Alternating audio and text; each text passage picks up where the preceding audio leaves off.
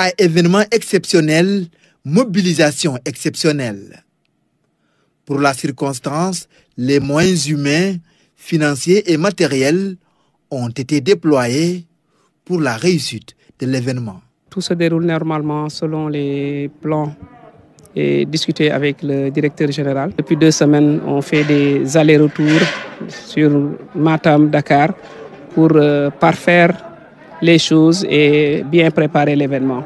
Hier, une équipe de 50 personnes est venue de Dakar pour soutenir et accompagner l'équipe de Matam. Ici, toutes les dispositions ont été prises par le directeur général en particulier, qui n'a cessé d'organiser ces stations régionales. Actuellement, on est à la 5. On a réhabilité le bâtiment de la radio, mais aussi l'extension de la télévision.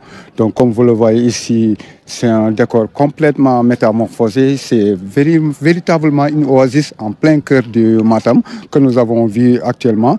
À 24 heures de l'événement, les choses sont en train de bouger et nous attendons avec impatience l'arrivée du directeur général et du ministre Maître Moussa Bocar Thiam. Déjà dans la nuit du lundi 20 mars, une veille culturelle est au menu du programme en attendant l'inauguration prévue le 21 mars à 16h.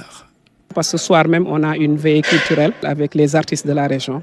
Demain, on va faire l'événement à partir de 16h. Le ministre est là avec les 27 ou 28 maires de la localité. Tout le monde est invité. Il y a les 3 présidents de conseil départemental aussi. Des centaines d'autres invités de marque sont attendus. On est sur le qui-vive.